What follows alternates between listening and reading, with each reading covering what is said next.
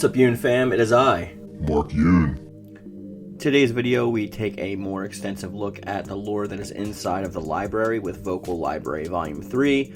Once again, this series is in a playlist that you can find on my channel if you missed any of the past ones. This is for people who don't have the time to unlock all of the lore within the library and encyclopedia within Soul Calibur VI, or for those of you who just don't feel like reading it word for word and would like somebody to read it aloud to you while you do something else or anything like that. This series was requested by Sophie and Lamar, and all of the lore that you see screenshots here are provided by SolarFlare95, so be sure to thank them in the comment section down below. But without further ado, we're just going to hop right into it. So the first lore we have today is Apparition of Cair Morin. The fortress and training ground for which Witchers the School of the Wolf, its true location remains shrouded in mystery. Is this Cair Morin that appeared all of a sudden beneath the astral fissure the true Cair Morin? Not likely. It's almost certainly an illusion crafted by the power in the astral chaos responding to Geralt's memories. Perhaps as a statue to his great hunter and warrior. The proof lies in the fortress's grand appearance, virtually unchanged from how Geralt remembers it. Cursed Sword Shard. Scattered shards produced when the cursed sword's soul edge was shattered, broken or otherwise, nothing can stop Soul Edge from releasing its evil energy, and its power remains unaffected even in its fragmented state. Tasked with the termination of the Azure Knight, of all organizations' investigation into whoever defeated Cervantes, the greatest outsider in many years, was treated as a matter of utmost importance.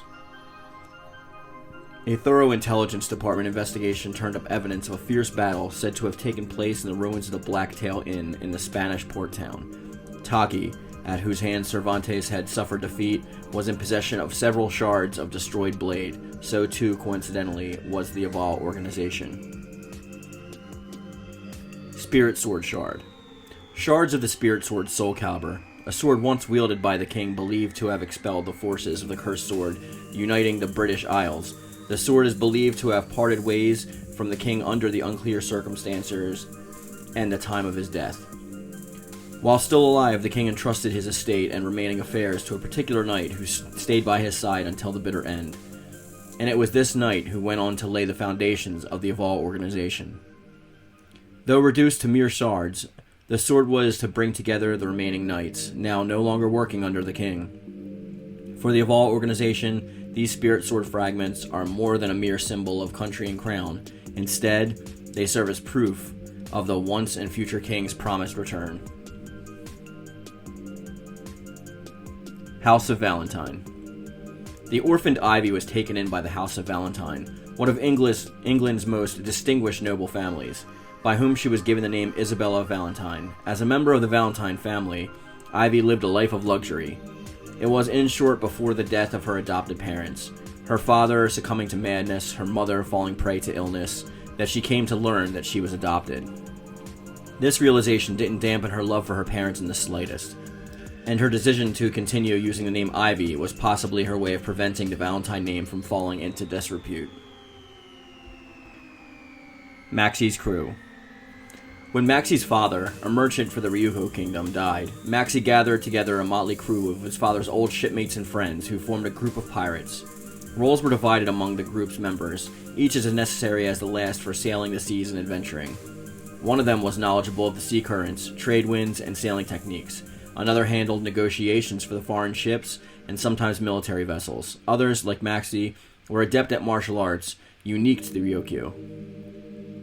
There was someone who crafted weapons for the crew, while anybody settled how loot was to be divided. Though they called themselves pirates, their actual conduct was left of that of swashbuckling rogues, and more of that of adventurers filled with curiosity and a thirst for exploration. Money Pit. An expansive, deep pit dug into a remote island in the Mediterranean. The merchant Virchi amassed a sizable profit as his arms dealer in the war-torn world, selling weapons to those in power. Often called the Merchant of Death, he became entangled in the conflict, consuming his home country of Italy, losing much of his prosperity in the process. He first learned of this aboard his ship while searching for Soul Edge. taking into consideration the gold coins and various weapons of value quite literally filling up his ships, Verchi devised a plan to protect his amassed fortune.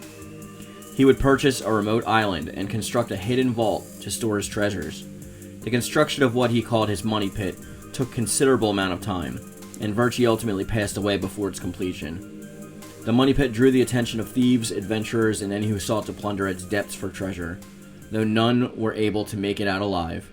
Even if the intruders managed to make their way unscathed through the traps to keep them at bay, Verchi's loyal servant Voldo would be waiting to finish off the job. Thank you once again for watching and listening to this Vocal Library Volume 3, and I hope that you guys enjoyed it, and if you want any more future of these will be every Thursday like I had said before. So thank you once again for listening. Please join the Discord down below, and as always, I love it. Thank you. And thank you.